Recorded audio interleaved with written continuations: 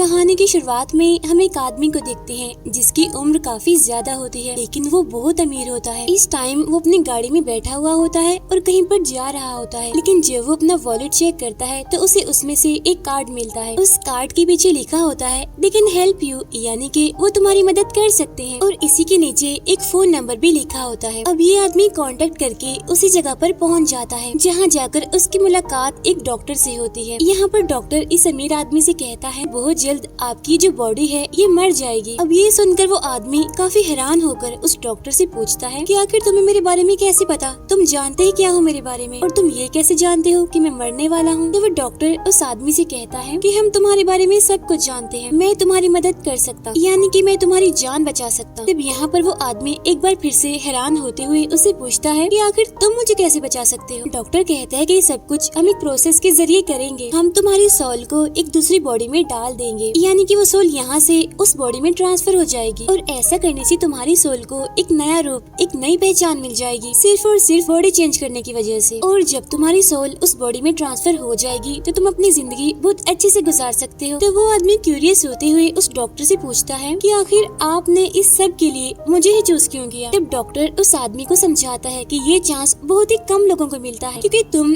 बहुत ही काम के इंसान हो, तुम ऐसे इंसान हो जो इस जमीन पर रहकर कुछ बड़ा कर सकते हैं, क्योंकि हम ऐसे लोगों को मौका बिल्कुल भी नहीं देते जो बिल्कुल बेकार हो, यानी कि वो कुछ भी ना कर सकते हो। और हमारे रूल्स के मुताबिक ये मौका सिर्फ उन्हीं लोगों को दिया जाता है जो अपने दम पर इस दुनिया को बदलने का हौसला रखते हैं। ये सारी बातें बताते हुए वो डॉक्टर उस आदमी को एक बॉडी भी दिखाता है, और इसी बॉडी के अंदर इस आदमी की सोल डाली जाएगी। लेकिन तभी इस बॉडी को कुछ होने लगता है, यानी कि वो हिलने लगती है। तब ये देखकर वो आदमी डॉक्टर से पूछता है कि ये क्या, ये तो हिल रही है, ये बॉडी तो अभी भी जिंदा है। तब उसकी बात सुनकर डॉक्टर उसे बताता है कि नहीं, तो ये जिंदा नहीं है, बल्कि तो लैब में बनाई गई एक बॉडी है। इस बॉडी की अपनी कोई भी पहचान नहीं है। यहाँ पर वो डॉक्टर उस आदमी को टाइम देते हुए कहता है कि आपके पास टाइम है, आप सोच लीजिए, अगर आप इस सब के लिए राजी हो जाए तो हमारे पास आ जाइए। अब यहाँ से सीधा वो आदमी अपने घर जाता है। वहाँ पहुँचने के बाद वो अपनी बेटी से मिलता है, लेकिन उसकी बेटी उसे पसंद नहीं करती थी, बल्कि वो उसे बहुत नफरत करती थी, क्योंकि उसके फादर ने यानी कि इस आदमी ने अपनी पूरी जिंदगी अपने बिजनेस में ही लगा दी, लेकिन उसने अपनी बेटी के लिए कुछ नहीं किया, उस पर जरा सा भी ध्यान नहीं दिया, और इसीलिए इस आदमी की बेटी को उनके बिजनेस में कोई भी इंटरेस्ट नहीं था, इसीलिए वो यहाँ पर अपने फादर की एक नहीं सुनती। अब इस बात से दुखी होकर वो आदमी वहाँ से चला जाता है, लेकिन इसी बीच हम देखते हैं कि उस आदमी की तबीयत और ज्यादा बिगड़ने लगती है, इसीलिए उसको फौरन एक हॉस्पिटल में एडमिट करवा दिया जाता है। अब यहाँ पर फाइनली वो ये फैसला कर ही लेता है कि मैं वो काम करूंगा, यानी कि अब कुछ भी हो जाए मैं अपनी सोल को नई बॉडी में ट्रांसफर कर दूंगा, क्योंकि उसे आगे बढ़ना है, और आगे बढ़ने के लिए उसे एक नई जिंदगी चाहिए थी, और चाहे उसे वो जिंदगी इस बॉडी से मिले या फिर किसी से भी मिले, उसे कोई फर्क नहीं पड़ने वाला था। और अगर ऐसा करने में उसकी दौलत, शोहरत और उसकी इज्जत सब कुछ भी चली जाए तो उसे बिल्कुल भी फर्क नहीं पड़ने वाला था। लेकिन ये सब कुछ करने से पहले वो आदमी एक कब्रिस्तान जाता है, वहाँ जाकर वो एक बॉक्स को जमीन में दफन कर देता है। ऐसा करने के बाद वो अपने कोलीग के साथ लंच पर जाता है, लेकिन यहाँ पर भी एक बार फिर से उसकी तबीयत खराब होने लगती है, लेकिन इस बार वो हॉस्पिटल नहीं जाता, बल्कि उसी डॉक्टर की लैब में पहुँच जाता है, क्योंकि अब वो टाइम आ चुका था जब उसे नई बॉडी मिलने वाली थी। लेकिन इससे पहले डॉक्टर उस आदमी को कुछ जरूरी बातें बताते हैं कि इस ऑपरेशन के दौरान आपके पास कोई भी मेटल की चीज नहीं होनी चाहिए, क्योंकि ये मशीन एक काफी बड़ी मैग्नेट है, और अगर कोई भी मेटल की चीज इसके अंदर चली गई तो ये पूरी मशीन खराब हो सकती है, जिससे होगा ये कि ऑपरेशन सक्सेसफुल नहीं हो पाएगा। अब इसके फौरन बाद ऑपरेशन स्टार्ट हो जाता है, लेकिन ये ऑपरेशन सक्सेसफुल रहता है, यानी कि वो आदमी बिल्कुल सही सलामत एक नई बॉडी में चला जाता है, और अब वो एक नए रूप के साथ आंखें खोलता है। लेकिन डॉक्टर उसे कुछ टाइम आराम करने के लिए कहता है। यहाँ पर डॉक्टर उसे एक नई पहचान भी देता है, और उसका नाम एडवर्ड रखा जाता है। और यहाँ उसकी पुरानी पहचान अब पूरी तरह से खत्म हो चुकी थी, क्योंकि दुनिया की नजर में वो आदमी तो मर चुका था, लेकिन जैसे वो आदमी इस नई बॉडी में आता है तो उसे अजीब तरह के विजन्स आने लगते हैं, और इन विजन्स को कम करने के लिए डॉक्टर ने उसे कुछ मेडिसिन भी दी हुई थी। लेकिन एक महीने बाद हम देखते हैं कि अब सब कुछ नॉर्मल हो चुका है, लेकिन अभी भी एडवर्ड पूरी तरह से ठीक नहीं हुआ था, तो इसी वजह से डॉक्टर उसे कुछ और मेडिसिन भी देता है, लेकिन इन दवाइयों को उसे रोज लेना होगा। लेकिन अगर वो इन दवाइयों को रोज नहीं लेगा तो उसके साथ बहुत बुरा भी हो सकता है। लेकिन इतनी जरूरी मेडिसिन को वो डॉक्टर उसे सिर्फ और सिर्फ 7 दिन के लिए ही देता है। तब ये देखकर एडवर्ड डॉक्टर से पूछता है कि इतनी जरूरी मेडिसिन को आप मुझे सिर्फ 7 दिन के लिए दे रहे हैं। तब ये सुनकर डॉक्टर उससे कहता है कि तुम परेशान मत हो, मैं हर हफ्ते टाइम पर तुम्हें ये दवाई दे दूंगा, लेकिन मिलने की जगह मैं बताऊंगा तुम्हें।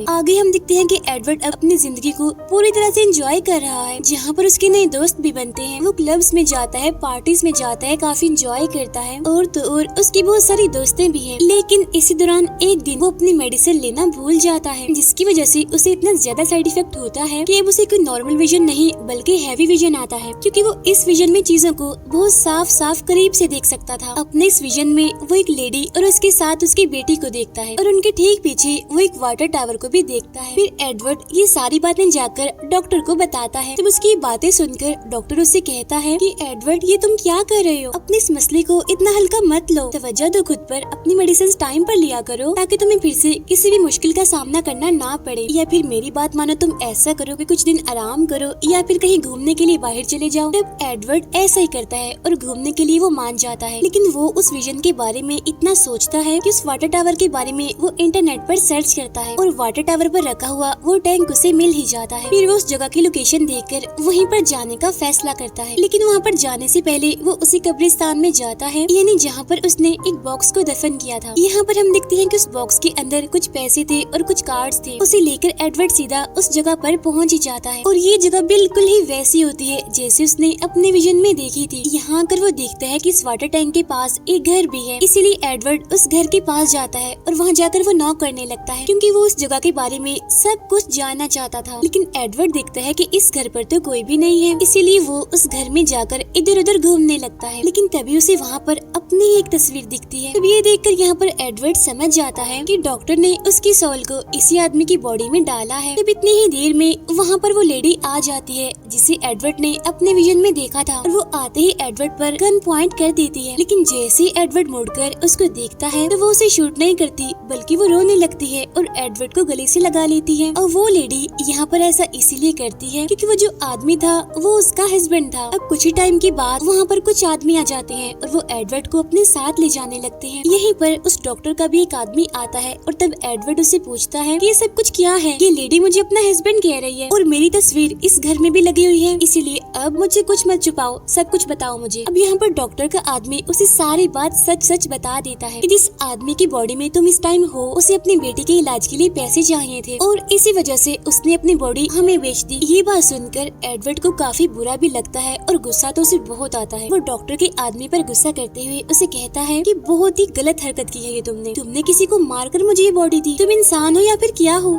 ऐसा किसी इंसान के साथ तुम कैसे कर सकते हो? तुम्हें ऐसा करते हुए जरा भी तरस नहीं आया? ये कहते ही एडवर्ड डॉक्टर के आदमियों को मारने लगता है और बाद में उस लेडी को लेकर यहाँ से चला जाता है। लेकिन यहाँ पर एडवर्ड उस लेडी को सच्चाई नहीं बताता, यानी कि ये कि मैं तुम्हारा हस्बैंड नहीं हूँ। इसके बाद एडवर्ड और वो लेडी अपनी बेटी को लेने के लिए स्कूल जाते हैं। अब क्योंकि वो बच्ची एडवर्ड को ही अपना फादर समझ रही थी, इसीलिए वो अपने पापा को देखकर बहुत खुश हो जाती है। इसके बाद ये लोग एक होटल में जाते हैं। वहाँ जाकर एडवर्ड इस टेक्निक के बारे में सर्च करता है कि आखिर इस टेक्निक का क्रिएटर कौन है, ये किसने बनाया है। तब सर्च के जरिए एडवर्ड को ये बात पता चलती है कि जिस आदमी ने भी इस टेक्निक को बनाया था उस आदमी की तो अब मौत हो चुकी है। अब गौर करने पर एडवर्ड यहाँ पर एक चीज नोटिस करता है कि इस आदमी को 2 बार अपने चश्मे पर टैप करने की आदत थी और सेम यही आदत उस डॉक्टर में भी पाई जाती है। तब ये देखकर एडवर्ड समझ जाता है कि असल में वो जो डॉक्टर है वो यही आदमी है, यानी अब उसके पास एक नई बॉडी है, यानी कि उसने भी खुद के साथ ऐसा किया है, उसने भी अपनी सोल को किसी दूसरी बॉडी में ट्रांसफर किया है। अब रिसर्च के दौरान एडवर्ड को इस आदमी यानी कि इस डॉक्टर की वाइफ के बारे में भी पता चलता है, इसीलिए वो फौरन उस लेडी के पास जाता है उसके घर पर, ताकि वो मजीद पता लगवा सके उस डॉक्टर के बारे में। यहाँ एडवर्ड उस लेडी से पूछते हैं कि क्या आपके हस्बैंड आपसे मिलने आते हैं और अगर आते हैं तो कब कब आते हैं। तब इस बात पर वो लेडी कहती है कि वो अक्सर आते रहते हैं, तो इसीलिए एडवर्ड वहाँ पर रुककर डॉक्टर के आने का वेट करने लगता है। और जब वो डॉक्टर वहाँ पर आता है तो एडवर्ड उस पर गन पॉइंट कर देता है और उसे कहते हैं कि मेरी मेडिसिन खत्म हो गई है, मुझे और दवाइयाँ दो। लेकिन कुछ ही टाइम के बाद वहाँ पर उस डॉक्टर के आदमी आ जाते हैं और वो एडवर्ड को पकड़ लेते हैं और उसे पकड़ के वो वहाँ से निकाल देते हैं। इसीलिए एडवर्ड को वहाँ से जाना पड़ता है, लेकिन उसने यहाँ पर दवाइयाँ भी नहीं ली होती। लेकिन तभी एडवर्ड उस लेडी यानी कि अपनी वाइफ को बताता है कि देखो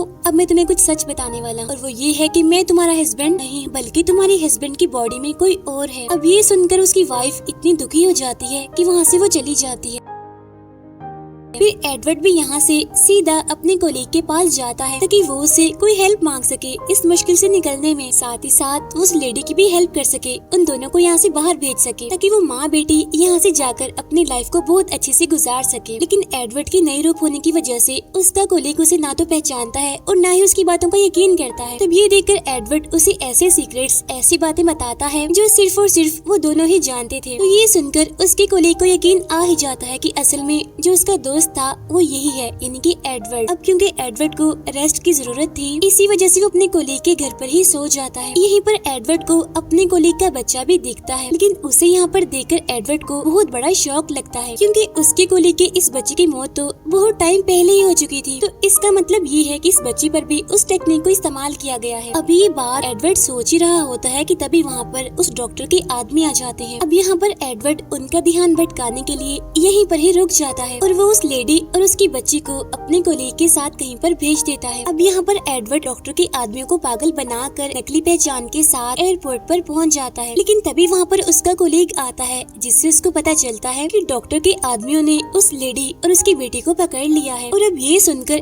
एडवर्ड को और ज्यादा गुस्सा आने लगता है उस डॉक्टर पर, लेकिन वो ये बात नहीं जानता था कि इस टाइम वो डॉक्टर उसे कहाँ मिलेगा। इसीलिए अब उसे एक आइडिया आता है, वो डॉक्टर का पता लगवाने के लिए अपनी मेडिसिन नहीं लेता ताकि जब उसे विजन आए तो वो अपने विजन की मदद से उस लेडी को देख सके और उसकी लोकेशन का उसे पता चल जाए। और ये प्लान काफी हद तक कामयाब भी हो जाता है। एडवर्ड को अपने विजन के जरिए पता चल ही जाता है कि उस डॉक्टर की लैब आखिर है कहाँ पर, यानी जहाँ पर उस डॉक्टर ने उस लेडी और उसकी बेटी को रखा हुआ है। इसीलिए एडवर्ड उस लेडी और उसकी बेटी को बचाने के लिए वहीं पर ही चला जाता है। अब लैब में जाते ही उस डॉक्टर के आदमी एडवर्ड को पकड़ लेते हैं और वो उसकी सोल को एक नई बॉडी में ट्रांसफर करने लगते हैं। और जिस बॉडी में वो उसे ट्रांसफर करने लगते हैं वो बॉडी काफी कमजोर, काफी खराब हालत की होती है। लेकिन यहाँ पर एडवर्ड एक ट्रिक करता है, वो इस ऑपरेशन के दौरान अपने मुंह में एक मेटल बॉल रख लेता है, जिसकी वजह से जब ये ऑपरेशन होता है तो ये कामयाब नहीं हो पाता। लेकिन यहाँ पर एडवर्ड ऐसे शो करवाता है कि जैसे सच में सोल चेंज हो गई है, यानी कि वो एक बॉडी से दूसरी बॉडी में जा चुकी है। इसके बाद वो मौके का फायदा उठाकर उस लेडी और उसकी बेटी को बचा लेता है। ऐसा करते ही वो उस डॉक्टर को भी मार देता है, साथ ही साथ वो उसकी पूरी लैब को जला देता है। ये सब कुछ कर लेने के बाद एडवर्ड उस लेडी और उसकी बेटी को बहुत सारे पैसे देता है ताकि ये दोनों माँ बेटी एक नई जगह पर चली जाए और वहाँ पर अपनी जिंदगी बहुत अच्छे से गुजारे। उस लेडी और उसकी बेटी को भेजने के बाद एडवर्ड अब सीधा आता है अपनी बेटी के पास और वो अपनी बेटी को ऐसे कहता है कि मैं तुम्हारे फादर का दोस्त हूँ। यहाँ एडवर्ड उसे कहता है कि जब तुम्हारे पापा ठीक थे तो तब उन्होंने मुझे ये इन्वेलप तुम तक पहुँचाने के लिए कहा था। जिसके बाद उसकी बेटी उस इन्वेलप को खोलती है, लेकिन इस बार उसमें पैसे नहीं होते बल्कि उसके अंदर एक लेटर होता है जिसके अंदर ये लिखा होता है कि मेरी बच्ची, मैं आपसे बहुत प्यार करता हूँ। मुझे इस बात का बहुत दुख है, बहुत शर्मिंदगी है कि मैं तुम पर तवज्जो नहीं दे पाया,